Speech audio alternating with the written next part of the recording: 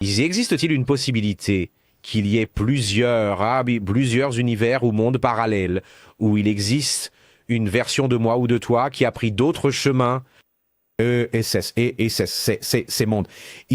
Ils coexistent et ma tête, elle peut sauter soudainement dans un de ces mondes et entrevoir ces autres décisions comme des rêves ou comme d'autres choses. Si ma conscience peut errer à travers ça, c'est trop fou ou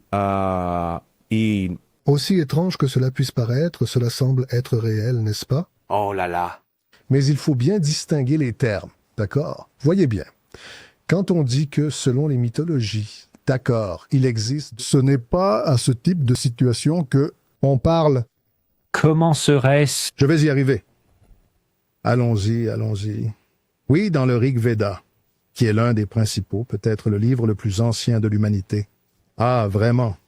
Écrit par Vyasa et un de ses disciples. Il y a un moment où Brahma reçoit la visite de Shiva, et Shiva dit « Brahma, tu n'as pas honte ?» Juste pour que je comprenne, qui seraient ces personnages? Ce seraient trois dieux de la Trimurti hindoue, ainsi décrits dans la mythologie aryenne, que plus tard, les Dravidiens, qui étaient les habitants naturels de l'Inde, ont transformé en mythologie hindouiste. Oh Brahma, ça, la vie, ta. Toutes les anciennes mythologies ont une trinité. Vraiment. Des importantes. Oui, la catholique a créé la Sainte Trinité. Juste pour... Exactement. Le nombre 3 est quelque chose de très puissant, n'est-ce pas? C'est ça. Mais revenons au sujet. Alors, c'est, quand cela a été généré, quoi? Et cette création problématique, plusieurs êtres ont plongé du paradis ici, et Brahma, Vishnu et Shiva en seraient des exemples. L'un est tombé, les deux autres ont plongé pour... Ensuite, devenir un... Non. Ne faisait que tomber, il n'existait pas Ah, ça existe, oui. Cette histoire a 13,8 milliards d'années. L'humanité n'est apparue qu'il y a 50 ans. Bien avant que quoi que ce soit puisse... D'accord. Alors, ainsi, ces figures répondent à l'histoire d'un univers problématique. Mais avant cette création, il y a déjà divers univers, selon cette rumeur, qui fonctionnent merveilleusement bien. Ceci est un type de multivers. D'accord. Seulement la science humaine a créé de nouvelles interprétations, et je vais arriver là où vous avez placé. D'accord. Nous avons la théorie des cordes, supercordes, théorie M, blablabla, et les mathématiques de ces théories. Vous aviez une 12, 11 dimensions. 12 dimensions, n'est-ce pas? Et l'interprétation de ces mathématiques qui rend fou les scientifiques. Parce qu'il n'y a pas de science, parce que vous faites un calcul, une équation, il y a un nombre, mais vous allez interpréter le résultat, et chacun l'interprète à sa manière. Il y a des scientifiques qui disent qu'il y a une bifurcation qui se produit à chaque nouvel instant, et à chaque nouvel instant, ici, surgit un nouvel univers, et nous entrons avec des moi ou des copies de nos moi ici. Mais ainsi, ce type d'interprétation, il y a des livres à ce sujet. Particulièrement, les potins que les amis spirituels font avec moi disent que c'est un peu bancal ici, parce que l'existence de milliards de Rogerios Villelas est totalement inutile, pas besoin. Alors, que disent les autres théories? Non, il y a 11 dimensions. C'est là que ça commence à diminuer, mais je ne vais même pas là. Ce que j'ai perçu dans mes études, selon l'orientation des amis spirituels, c'est qu'en fait, ce n'est pas cette question de l'existence de dédoublement de l'univers, comme les scientifiques l'ont interprété. Et qu'il y a les problèmes de boucle mentale que nous créons. Et ici, je devrais parler de copies efférentes, de copies afférentes, de contenu. Allons-y, je veux... Afférentes et exafférentes. Alors, quel est le problème? Au moment où notre cerveau s'illumine... D'accord. Revenons au premier sujet, n'est-ce pas? C'est parce qu'une idée est sortie de cette tête. Totalement. Que ce soit venant de l'impulsion, de ce que l'esprit lié à ce corps envoie là-bas. Ou peut-être l'esprit qui nous anime, c'est-à-dire l'esprit qui est incarné comme Rogerio Villela, par exemple. Soyez la voix des dieux. Soyez quelqu'un qui est là dans un super vaisseau essayant de... a mis un puce ici et envoie un ordre.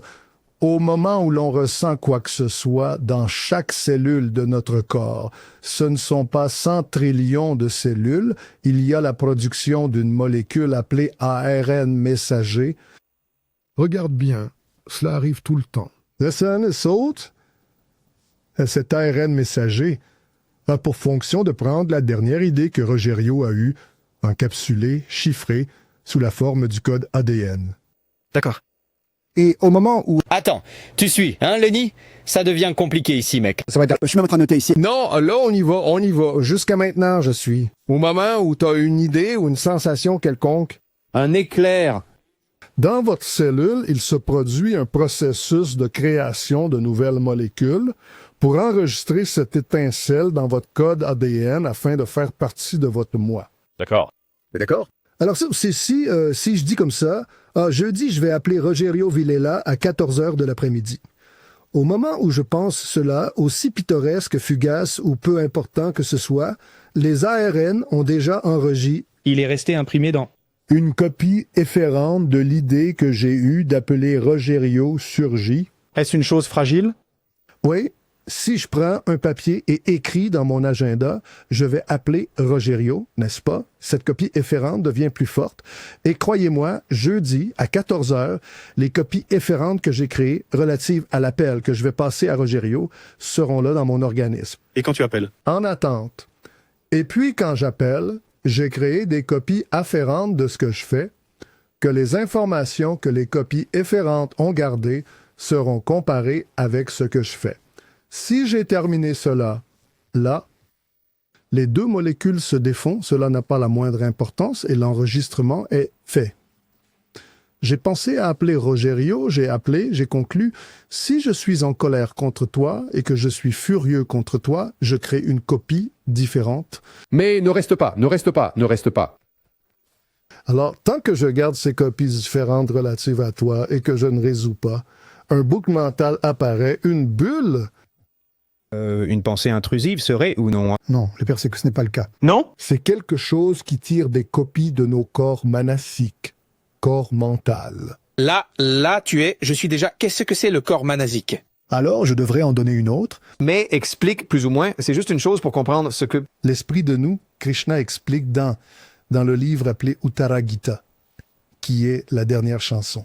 C'est la dernière conversation, c'est dans le Mahabharata, dans le Bhagavad Gita, Krishna et Arjuna conversent jeunes avant la guerre de Kurukshetra.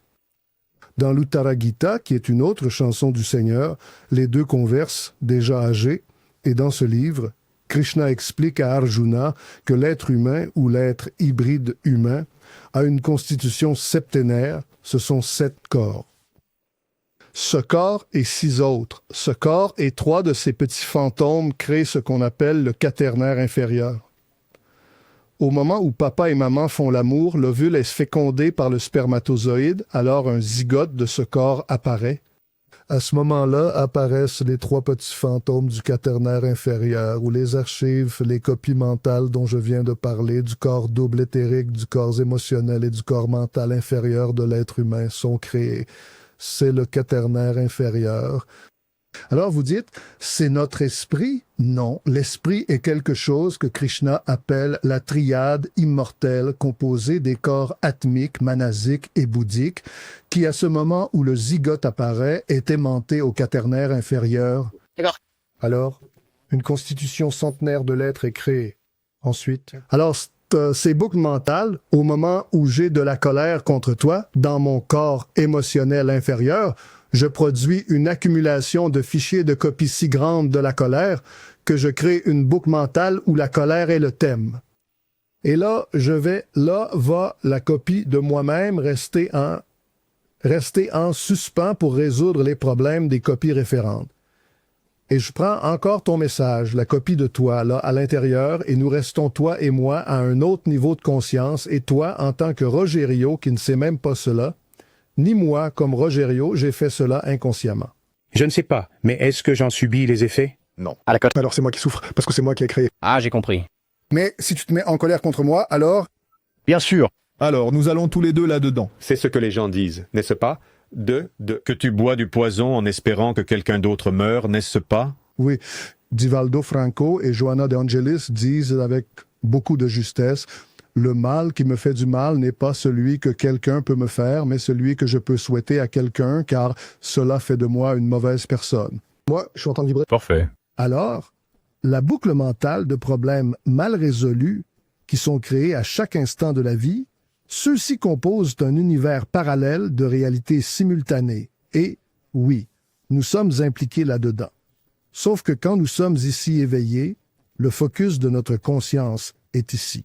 Oui. Mais au moment où ce corps dort, là, une partie des rêves que nous avons correspond au fait que l'esprit qui vous anime emmène ce vous-même-là qui dort, mais il emmène les sensations et la conscience de Rogerio Villela dans les boucles mentales que vous avez peut-être créées. Alors, nous tous, quand nous rêvons, il y a deux aspects dans le rêve. Le rêve est produit par vous et vous en êtes le protagoniste. Vous vous sentez exister. Je ne me souviens pas de ça. Dans chaque rêve, on y est? Non, n'est-ce pas? dans les rêves, ce que je... Ah, d'accord, d'accord.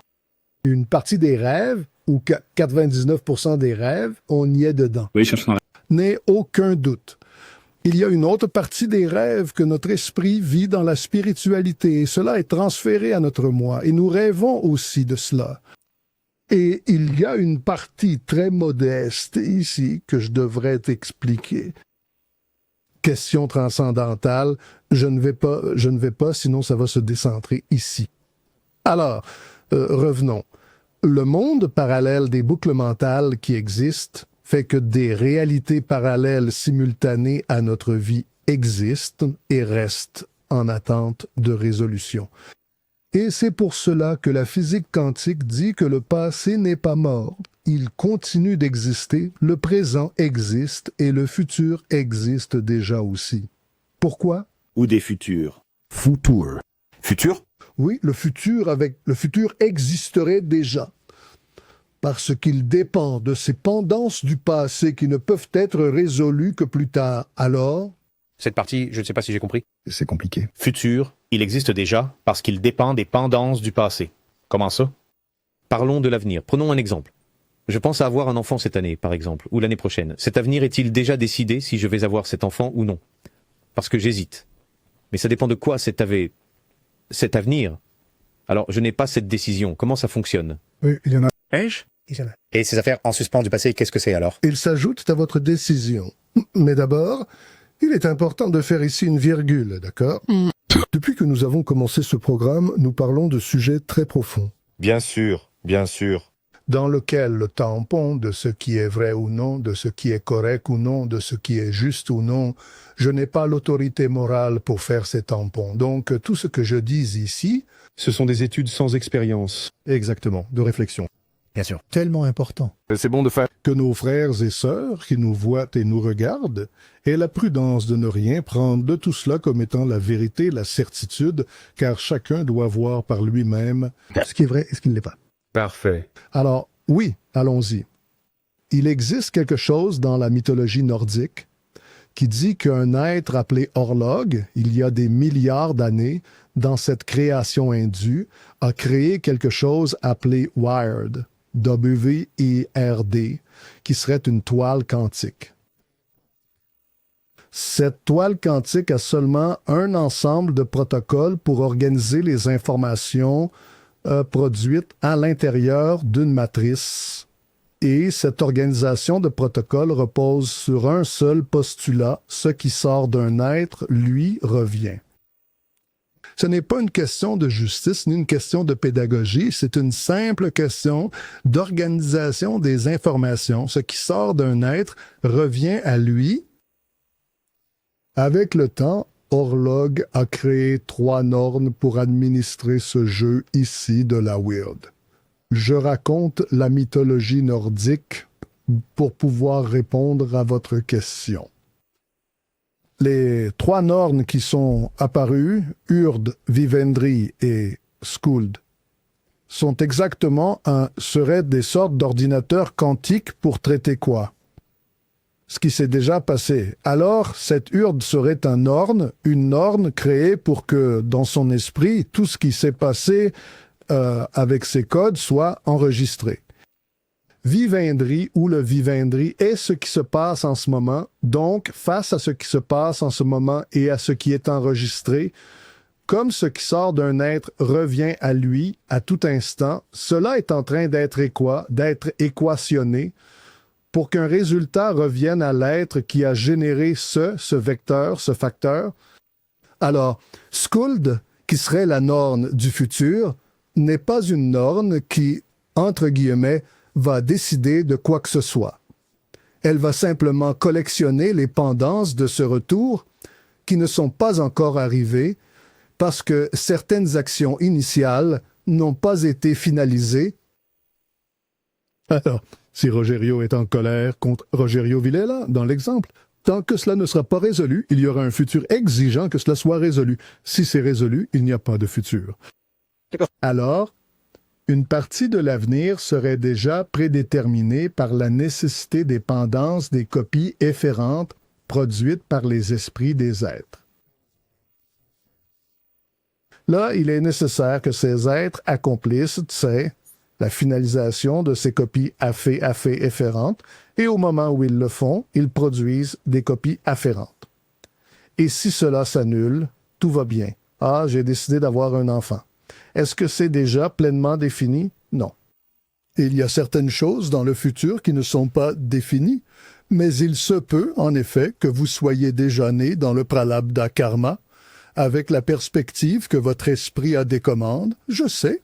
Et la sensation de vouloir avoir un enfant, c'est peut-être votre esprit qui joue là dans votre cerveau s'allume.